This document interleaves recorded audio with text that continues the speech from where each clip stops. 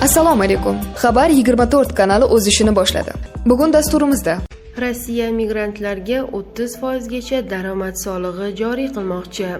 Bo'stonliqda profilaktika inspektori xotini, bolasi va o'zini otib o'ldirdi.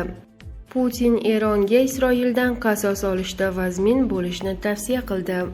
Zelenskiy Kiyevning asosiy maqsadini ma'lum qildi. Rossiya Ukraina harbiylari Kursk oblastiga bostirib kirishga uringani haqida xabar qildi. Qozog'istonda karantin. Hizbulloh yetakchisi Isroilga hujumlar qayerdan bo'lishini oshkor qildi. Wi-Fi smart kamera uyingiz yoki ofisingiz uchun ajoyib tanlovdir. U tasvirni yaxshilash texnologiyalari bilan birgalikda 1280-720 piksel o'lchamlari va batafsil tasvirlarni taqdim etishi mumkin. Shuningdek, kamera masofadan aylanish imkoniyatiga ega obyektiv bilan jihozlangan. Bundan tashqari, kamera kam yorug'lik sharoitida yuqori sifatli videoni qulay kuzatish va yozib olish imkonini beradi. O'zbekiston bo'ylab yetkazib berish xizmati mavjud. Rossiya migrantlarga 30% gacha daromad solig'i joriy qilmoqchi. Rossiyada migrantlar uchun shaxsiy daromad solig'ini 30% gacha oshirish taklif qilinmoqda. Bu haqda Izvestiya nashri xabar berdi. Qayd etilishicha, qonun loyihasining konversiyasi xorijiy fuqarolarga nisbatan soliq tizimining asosiy parametrlarini qayta ko'rib chiqish va ijtimoiy-iqtisodiy sohalardagi muammolarni hal qilish uchun Rossiya Federatsiyasi budjet tizimining daromadlarini oshirish zarurligiga qaratilgan. Mazkur qonun loyihasi Rossiya Liberal Demokratik partiyasi raisi Leonid Slutskiy boshchiligidagi LDPR fraksiyasi tomonidan tayyorlangan va 5-avgust kuni tasdiqlash uchun hukumatga yuborilgan. Ta'kidlanishicha, birgina 2022-yil davomida Rossiya Federatsiyasida ishlash uchun ruxsatnoma olgan xorijiy fuqarolar soni 2164,6 ming kishini tashkil etgan. Ulardan 2,35 million nafari mehnat faoliyatini amalga oshirish uchun patentga ega bo'lgan. 2023-yilda ham shunday ko'rsatkich qayd etilgan. Mehnat muhojirlari ham Rossiya fuqarolari bilan birdek soliq to'lashi kerak. Rossiya Federatsiyasi Soliq kodeksining 224-moddasi 3-bandiga muvofiq Rossiyada soliq rezidenti bo'lmagan jismoniy shaxslar tomonidan olingan barcha daromadlar uchun 30% soliq stavkasi nazarda tutilgan. Patent asosida haq to'lanadigan mehnat faoliyati bilan shug'ullanadigan chet el fuqarolarining daromadlari ushbu me'yorning talablariga rioya qilmaydi, deyiladi xabarda. Shuningdek, Leonid Slutskiy muhojirlarning deyarli 3/2 qismi patent asosida yollanma ishchi sifatida ishlashini, shuningdek, topgan pullarini xorijdagi oilasiga jo'natishini, ammo chet ellik muhojirlarning daromadi Rossiya budjeti uchun ishlashi kerakligini ta'kidladi. Putin Eronga Isroildan qasos olishda vazmin bo'lishni tavsiya qildi.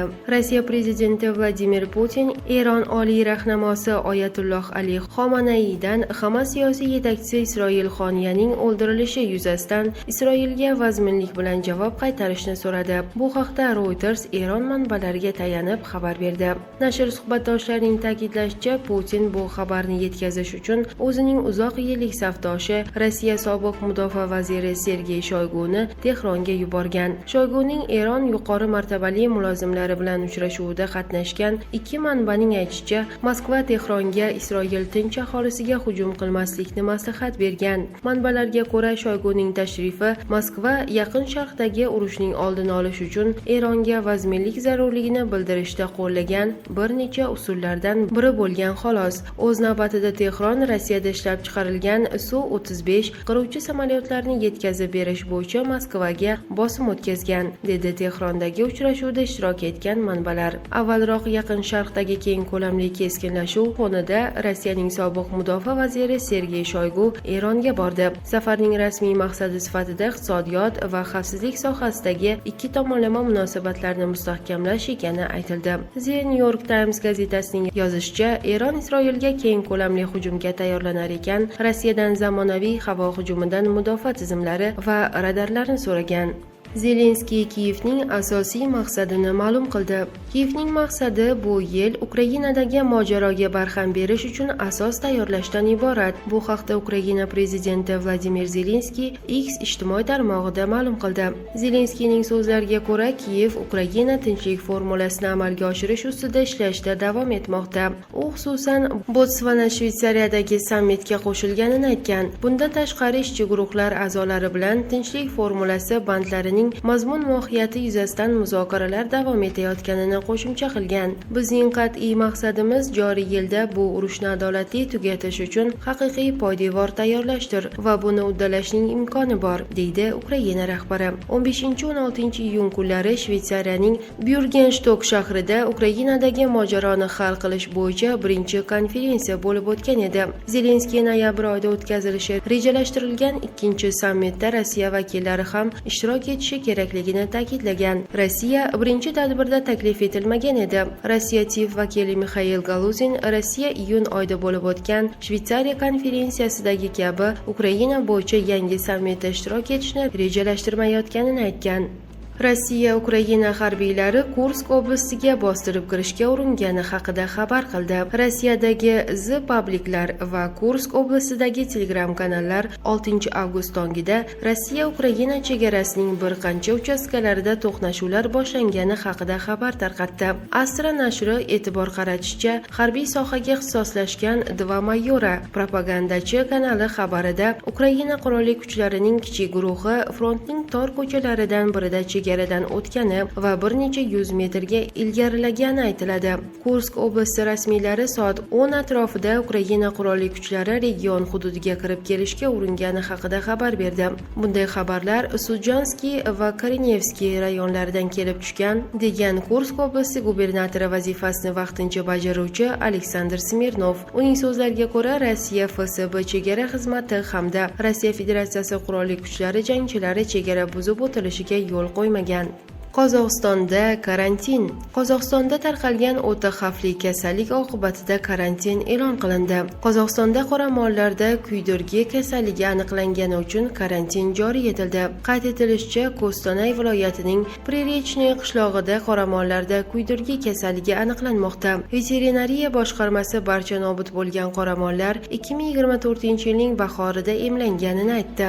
Hozirda Prirechniy qishlog'ida karantin e'lon qilingan ferma kirish yo'laklariga yo'l to'sig'i o'rnatildi. Kuydirgiga qarshi kurashish qoidalariga asosan karantin hayvonlarning o'limidan 15 kun o'tgach bekor qilinadi. Ammo o'lim sababi boshqa kasallik ekanligi tasdiqlansa, cheklovlar avvalroq bekor qilinishi mumkin. Veterinariya bo'limining ma'lum qilishicha, oxirgi 5 kun davomida qoramollar o'limi qayd etilmagan. Hayvonlarning umumiy ahvoli qoniqarli. Bugungi kunda respublika epizootiyaga qarshi Kostanay bo'limi tomonidan infeksiyani mahalliylashtirish va bartaraf etish tadbirlari o'tkazilmoqda. Hizbulloh yetakchisi Isroilga hujumlar qayerdan bo'lishini oshkor qildi. Hizbulloh yetakchisi Hasan Nasrullohning aytishicha, uning qurolli kuchlarining Isroil shimolidagi aholi punktlariga qilgan so'nggi hujumlari hali harbiy qo'mondon Faud Shukur va Hamas harakati rahbari Ismoil Xoniyaning yo'q qilinishiga javob emas. Bu haqda u 6 avgust kuni Al-Manar telekanali efiridagi chiqishida so'z ochdi. Isroilga qarshi zarbalar Eron, Yaman va Livandan tayyorlanmoqda. Ular albatta amalga oshiriladi. Bizning jamoaviy javobimiz kuchli, sezgir va samarali bo'ladi, deydi Hizbulloh yetakchisi. Uning so'zlariga ko'ra, Hizbulloh mojaroning kengayishi tashabbuskori bo'lmagan. Biz harbiy kuchayishga intilmadik. Bu Isroilning qarori, ularning tanlovi. Endi oramizda kecha-kunduz janglar bo'ladi, deydi u. Nasrullohning ta'kidlashicha, Hizbulloh 1 soatdan kamroq vaqt ichida Isroilning bir nechta harbiy zavodlarini yo'q qilishga imkon beradigan raketa qurollariga ega. Isroilliklarning bir hafta davomida bizdan qasos kutayotgani ularning jazosining bir qismidir, deydi u. Bo'stonliqda profilaktika inspektori xotini, bolasi va o'zini otib o'ldirdi. 6 avgust kuni Toshkent viloyatida profilaktika inspektori xotini, bolasi va o'zini otib o'ldirdi. Bu haqda Bosh prokuratura matbuot kotibi Hayot Shamsuddinov Qalampiruzga ma'lum qildi. Bildirilishicha, voqea soat 21:00 larda Bo'stonliq tumanida sodir bo'lgan. Xizmat xonadonida yashagan 1996-yilda tug'ilgan Ichki ishlar boshqarmasi JXX profilaktika inspektori va uning 28 yoshli turmush o'rtog'i o'rtasida o'zaro kelishmovchilik kelib chiqqan. Shundan so'ng u o'ziga biriktirilgan PM-tabel quroli bilan turmush o'rtog'i va 2024-yilda tug'ilgan o'g'il farzandiga o'q uzib, qasddan o'ldirgan. Shuningdek, u o'z jinoiy qilmishlaridan qutulib qolish maqsadida qurol bilan o'zining bosh qismidan bir marotaba o'q uzib, o'z joniga qasd qilgan. Mazkur holat yuzasidan Bo'stonliq tuman prokuraturasi tomonidan Jinoyat kodeksining 97-moddasi bilan jinoyat ishi qo'zg'atilib, dastlabki tergov harakatlari olib borilmoqda, deydi Hayot Shamsuddin.